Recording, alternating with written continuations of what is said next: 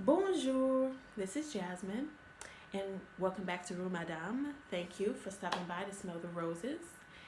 Today, we're talking about the coronavirus pandemic on millennials, and we're talking to millennials from Latin America, the United States, and Europe to see how the effects of this pandemic is touching us around the world. So, stay tuned and enjoy. So, if everybody can just introduce themselves or tell the audience where you're calling from. So, you can start, Gretchen. So I'm Gretchen, and Ed? Yeah. Um, my name is Edward. Hi, everybody. Nice to meet you. I live in Detroit. I'm 32 years old. Work in HVAC. So we've been open since everything happened. And yeah, I'm excited to share my perspective on things with you guys. And Alexandra? Hi everyone, I'm Alexandra. I'm from Colombia. I live in Colombia, in Bogota.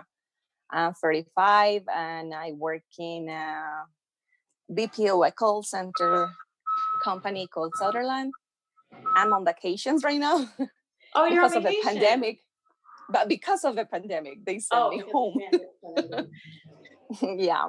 And I'm happy to be here with you guys to share my thoughts as well. So, my first question to you guys is do you know anyone who's contracted the coronavirus personally? No. no. Yeah, I don't know anyone personally. Who's contracted the virus?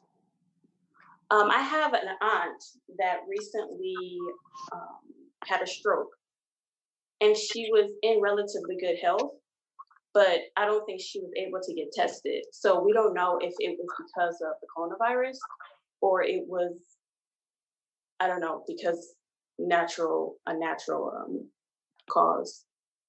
So it's kind of difficult for people that I don't have sicknesses or ailments, and since this is happening, it's hard to determine what is what. So, okay, my next question is: how do you think your country is dealing with the health crisis? So, in the case of Ed and Gretchen, what your state maybe particularly, how do you think they're handling it? I mean, I think my state is, handling it, I guess, pretty well. I know, like, when it first happened, it was chaotic.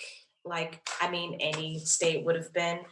And as it has kept going on, and people are talking about it. I mean, when I used to work at Enterprise, like my employees would come in like gloves on their heads, mask on their face, like hand sanitizer on the gloves, like.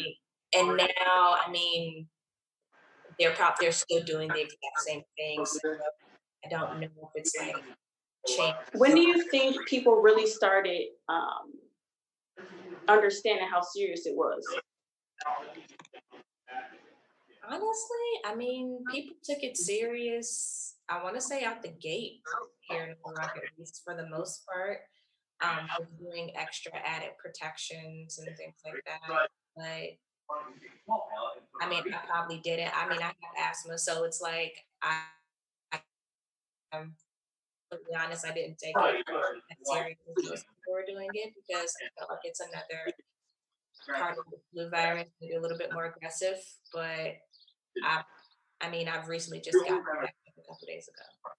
Oh, I've also been quarantined for the past couple weeks, so and what about you, Ed? As far as the state of Michigan goes, we did pass a stay-at-home order and a state of emergency. Basically, what that entails is, you know, any non-essential travel being like grocery stores, going to visit the elderly or a relative who can't take care of themselves, or going to work. Those are the only activities that they deem as essential. So that's a good thing. I think they're doing good in that regard. And, we do have to wear masks. We're encouraged to wear masks at any resale facility. And it's up to the owners of the facility to allow customers in or not allow them in, whether they have on PPE or not. Yeah, I talked to a relative yesterday, and she said she went to a grocery store. It was actually Target, and they Hmm. were refused entry because they didn't have a mask on. Yep, absolutely. And I work at a facility with a storefront, and we have signs posted, recommending well, not recommending masks, like demanding that you wear a mask before you come in here. And it's up to the employees and the store owners and the owners to get the stuff done. But the citizens do have some sort of responsibility as well, or the And what do you customers. how is your country dealing with it, Alexandra? Here we started the lockdown in mid-March, so and it's going to be until the end of May. So the Wow. government started very early when we have just like 200, less than 500 people with the COVID. Yeah, I was So looking at the cases in Colombia, and it's a lot less than America and France. yeah, but because we started the lockdown very earlier. So in mid-March, they closed the schools and universities and everything. We started the lockdown. And now, right now, the government already started um, to send people to their works, but just for some type of companies like manufacturing or stuff like that. But not all the companies are open right now. Everything is like locked down here. And same as Edward mentioned here, we need, if we want to go to the supermarket or something, we need to use mask. Like it's mandatory as well. And like thing called like no, we I don't have a translation for that, but and we women and men can go out in certain dates. So for example, today I can go out, but tomorrow I can't Oh because I'm wow. a woman, like, yeah. So every What? other day we can go out to go and get groceries or whatever we need, but it's not every day. It's like one other day that we And can is go out. that for all of Colombia, or is that just regional, the Is rules? that thing is here in Bogota. Bogota is the biggest city here in Colombia. So and here in Bogota we have the biggest population with coronavirus. So that's what we're facing. In the other regions, they decide what to do, but more or less they're doing this kind of the same thing. Okay. Yeah. Uh, So if and you I s- if today, like for example, today, if a man is on the street, the man will get uh, a uh citation? yes, Wow. yes, you cannot go out today if you're a man. Mm.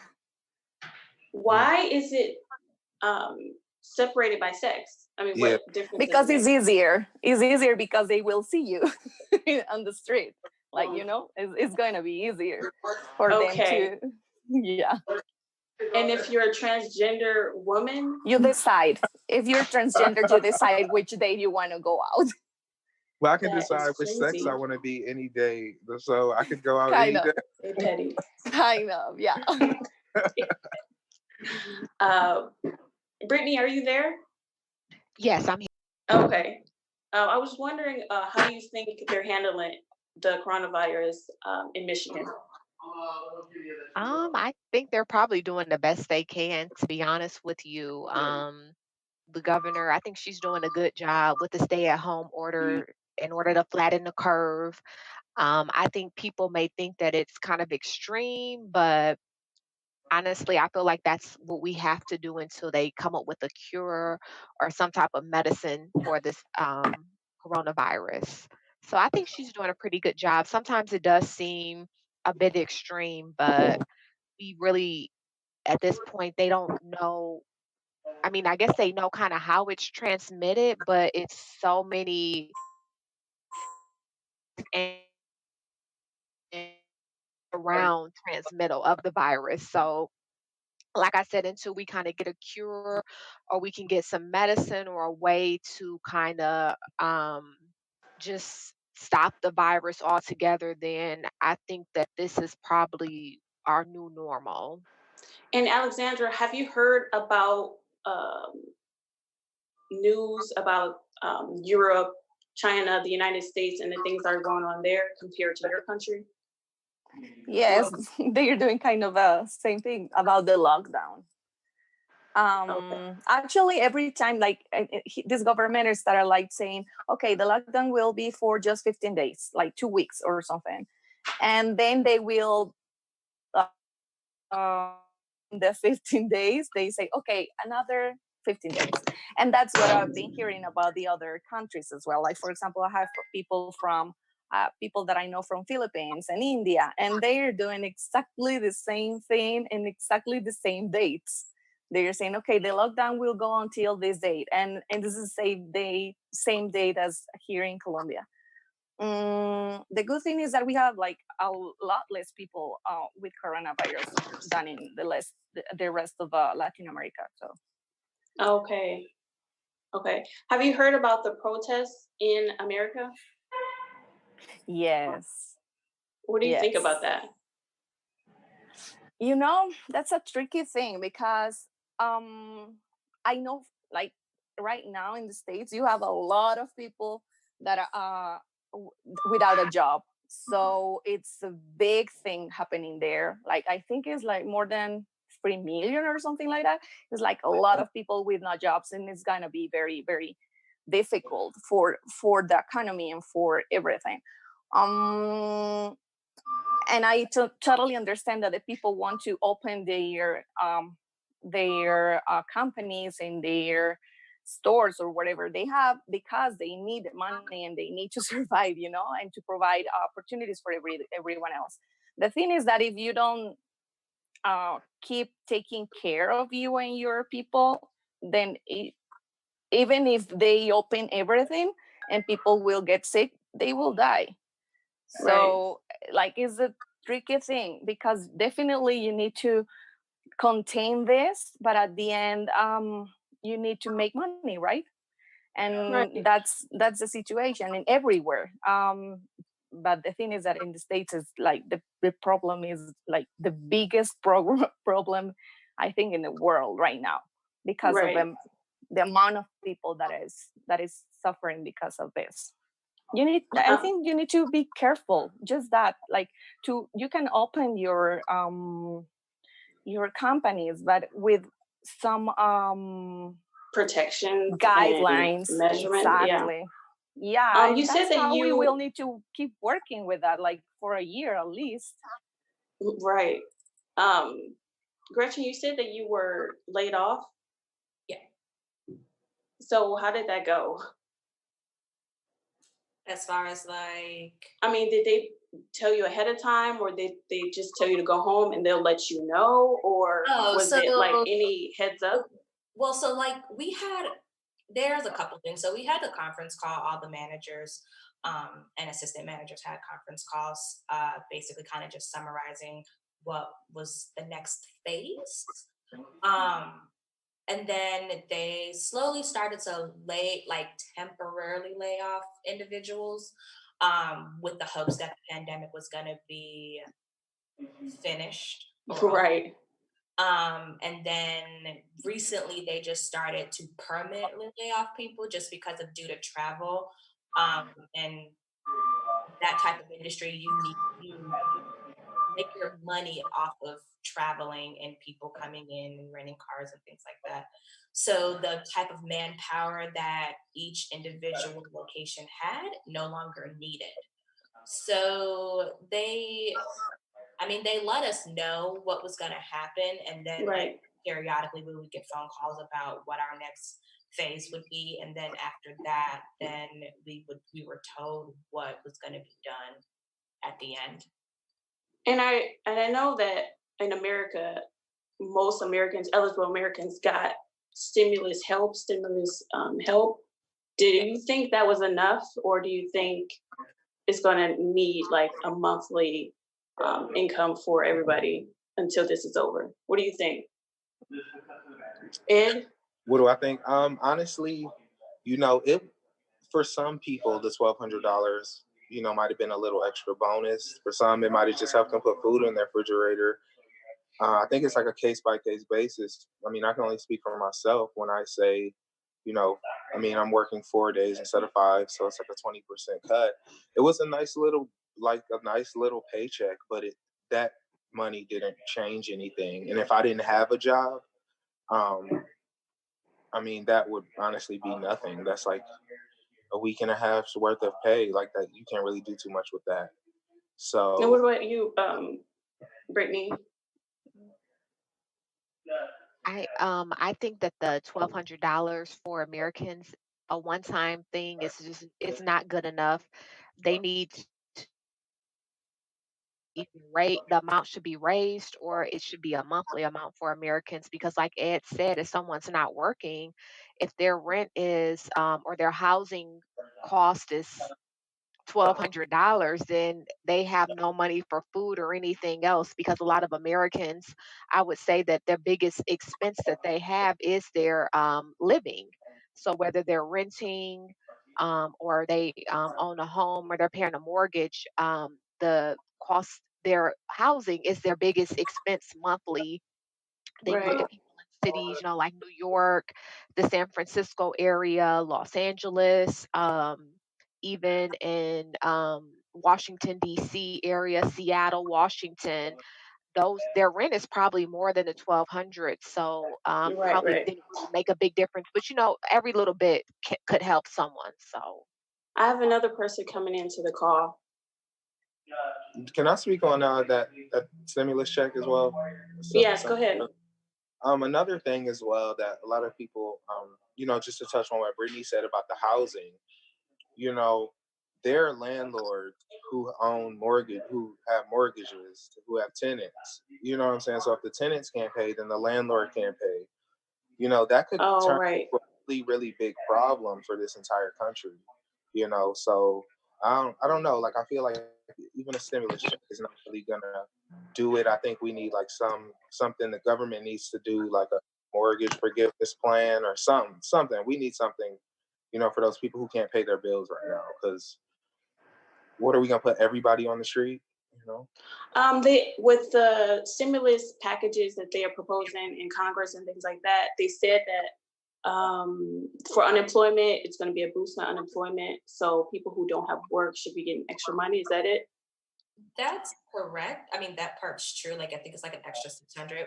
But, 600. um, like, for me speaking from that, because that's where well, I mean, I'll start working a couple weeks here.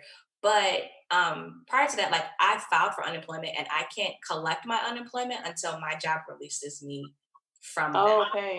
So if they're still paying me, which they are, because I have vacation and things that I have to finish pay out, they have to finish pay me, I can't collect unemployment. So I can't get anything. And that plus $600, I think literally goes up until July. So if my paycheck from my previous job doesn't finish out until like June, I have to wait 7 days or 8 days to collect. Okay. It kind of puts people at a disadvantage. Well, it puts people at a bigger disadvantage just because for the simple fact, like, if my boyfriend didn't work, if I wasn't able to pay bills, like, where would I go? I wouldn't be able to collect anything You'd be on the street. because unemployment would tell me to wait 7 days until I get paid out from my completely. So, it's just that little bit that they gave doesn't do anything, and that unemployment has contingencies set upon it, so you're not able to collect it right away. And if you are and you still get a paycheck from your company, you still have to pay that back. Oh, wow. You have to pay it So yeah, like, back. I had an employee who got unemployment, was able to file, collect something, and then the job never told him that he was going to get paid again, so he got paid, and now he has to pay. Okay. So it's just, Okay. it's what not state are Um, you in? Little Rock. in Okay, Arkansas. Arkansas. Yeah. Okay. Hi, Tabitha. Hi, Hi, how are you? I'm all right. How are you? Good. Tell us where you're calling from. Oh, I am in Barcelona, Spain. Okay. And how do you think they're handling it there? How are they handling it? I think it's difficult for everybody because Spain has been hit really, really badly. And I mean, they cannot decide. Like, for instance, in France, they will let people out from the of May. Here we are doing like a progressive deconfinement. They can't do it at the same time. Like for right now, they allow us to go out from a certain hours. If you are like my age range, young people, you go early in the morning. Then after that, you have the older people and then the children. Everybody doesn't go out at the same time. And Okay. the only people who are working so the economy doesn't die are those who are in construction and grocery stores, pharmacies, things like that, you know. Okay. But the rest of the people have to be like supported by the social security system, you know. And I think they have voted to like add some funds to help the people because the situation in Spain was terrible. I know. I heard out of all of the major countries in Europe, it's Spain first. Yeah. Yeah. And then it's here in France and the UK. No, I think it's Spain, then Italy, and then Oh, right. and then the rest. So how has everybody been handling staying indoors? Has it been as difficult as people have respected? I think the Spanish were really good with that compared to the people in France, because when they told us we have to be quarantined, people respected. But I've seen that it took the French, for instance, a while for them to respect it. But I think it was difficult for the children. It was difficult for the children. I don't know, yes? but it was difficult for them. But people respected the confinement measures. And how has the coronavirus, the confinement, affected your mental health? Do you think? Anybody? I like spending a lot of time by myself anyway. So this was actually kind of, I mean, it's cool or whatever, but sometimes I just like need to get out of the house, and it sucks because you can't go outside and talk to anybody. Like everybody has masks on, you know, nobody, like they want everybody to stay 6 feet away from each other. So it's kind of hard to like meet new people. You can't go anywhere or do anything fun. You go to the park, And you can't see your family. you can play, like they have the playgrounds, the jungle gyms and all that. Like everything is taped off with yellow tape in every city, everywhere. So it's not really too much stuff to do out here. And this is probably the last question. Do you think the media has over exaggerated the coronavirus or no? I don't even think the media knows enough about the coronavirus to over exaggerate it, because every day something new is coming out. Right. What do you think, Alexandra? Yeah, I don't think they're over exaggerating. But the thing is that it drives me nuts to see that information every single day, like for a lot of hours. Like the news now takes like 3 hours, and they the only thing that they talk about is about coronavirus, and I'm like sick and tired of hear about it.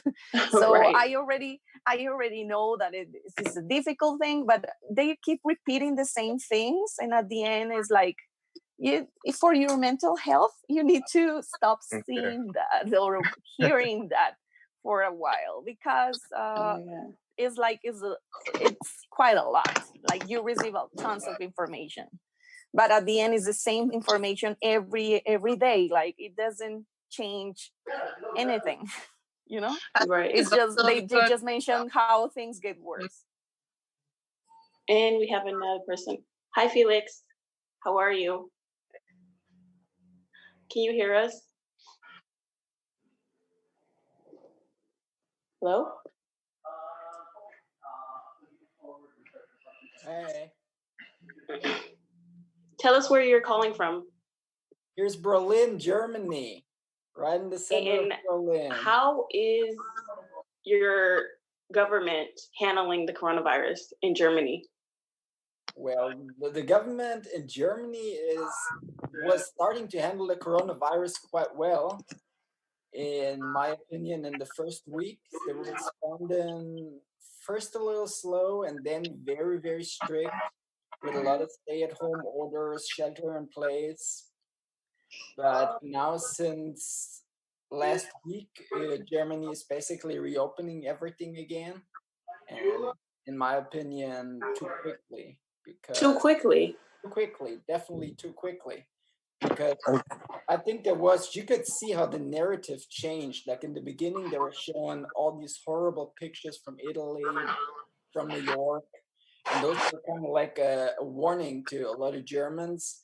And when they then brought those rules and regulations and told people, yeah, to not meet in restaurants, closing everything down, people were really accepting of it. So in a way, like they were only showing what's bad happening outside of Germany. Then we had so much pressure from big corporations, from interest groups, business groups to reopen again. And they were pushing this narrative also so much on the media that in the last days there was too much pressure on the chancellor, who then said, oh yeah, I'm gonna give this to the states. And this created some kind of a domino effect. And now a lot of things are opening. But I think even the people aren't ready for it. And when you look at online surveys, how many people think it's premature and too early, the majority think it's too early. A lot of has a lot of praise for Germany and how they're handling it. I wonder if it's the same in Spain. Do you hear a lot of good things coming out of Germany or? No, but I agree with Felix that it's premature. I haven't heard what the Spanish reaction concerning the German reopening, but I will check it later and find out. But I heard it, but I've seen it in the news, and I thought that it was also premature to be like reopening everything so fast. In France, we plan on reopening May 11th. Yeah. And schools are planning to reopen May 11th. So this is in a couple of days. So I have a teacher, my son's teacher asked if I was going to send my child back to school. And of course I said no. But I think people are trying to progressively open up here. But I also think it's premature. But I think people are ready and willing to go out because summer is coming. We're the last day of May in Michigan. What they say, the 28th, the stay-at-home order was extended to. So I don't know. Like, I think it's going to be extended again, and I don't think by the end of the month it's going to be over. If they start opening stuff up here in Michigan, I mean in Detroit, specifically Oakland County and Wayne County, like we have the most cases in Michigan. They say that the curve is like starting to flatten a little bit, but it's gonna go back up as soon as they open everything back up. So I'm just gonna stay home.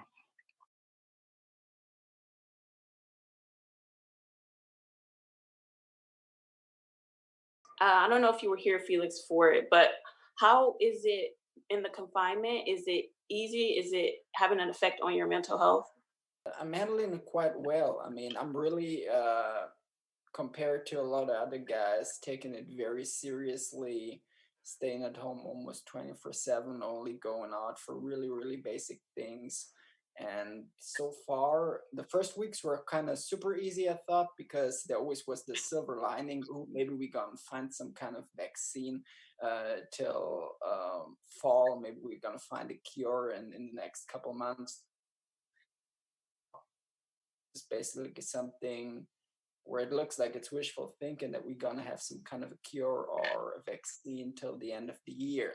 Then I still feel with myself because kind of like, oh, I got to come up with some plan to at some point go back to some kind of normalcy, and that kind of makes it tough not being able to see my family, not being able meeting with friends, actually the businesses, that's the last thing I'm thinking about, because actually it's interesting. I started ordering stuff online, like groceries online, and now I'm even thinking like, why didn't I do this before? Kind of like it's so much like today I was just talking to my mother, and she was like, oh, you at home so much, don't you go like stir crazy? I'm like, no, you know what? Actually, I was feeling so many times so stressed, running around shopping for groceries. In Germany, these stores, they close early, and then you run into some kind of problems with folks. It's kind of like, well, just order online. You have it in front of your house door. But this is really something. This is a super interesting question, also, that maybe I don't know if you talked about it yet. Some of the group can answer. Like, for me, I moved from the suburbs to the city center 2 years ago here in Berlin, but I always grew up somehow a little more in the suburbs. Still, we have like public transport and everything and big shops, but not really hustle bustle city center.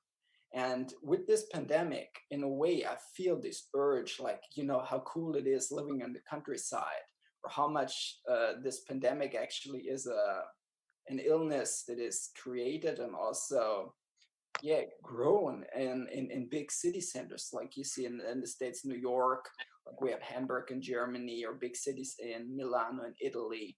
So what do you think? How much will it change your appreciation of, oh, it would be so cool? I mean, just imagine you had a garden now, like those big Right. cities is saying, oh, I'm having a garden, I can do sports, I can do all these things. Is it more like we also want to get our independence back, meaning our own house, our own car, to not rely on the government? What do you think about that? That's a good question. What I've do you been think? thinking a lot about that. Like, me and my husband have been saying, okay, once the lockdown is over, we need to rent a farm or something, and we should Yeah. go there for a while, because we definitely miss some that kind of stuff. I would love to be like not in the city, but in a quiet place, and like as you mentioned, with trees, or at least at a garden, with a garden. That those are the kind of things that you don't think about it until you don't have it. Right. Yeah, because right now we're like we live in an apartment, so we don't have anything green besides a plant that I have here, the only good thing in my case, it helps me a lot for my mental health, is I have a dog, and we're able to take the dog out to a park. The park is like less than a block from here, and that's the only moment during the day that I'm very happy, because I'm able to go to that park and walk with the dog. That's It the only thing that makes me happy, because I'm outdoors for a while every single day. it's bizarre because since you have the rule that men and women can't go out together, you can never go out with your spouse. Is that the case? But if you have if you have a dog, like for example, if today is a men's day, I can go to the park with the dog. If they see me with the dog, they don't say anything, and because I'm in the park. What if it's a Other, boy dog? Okay. excuse me, I said, what if it's a boy dog on the woman's day to go out? they can go out. If I Right. see you with a dog, you definitely can go out. But you only have 20 minutes. Hi, guys. Hopefully, you're enjoying the discussion. Hopefully, it's informative. And if you would like to see the rest of it, head on over to Patreon and sign up at Rue Madame. Stay safe and stay blessed, and I'll see you next time. Bye.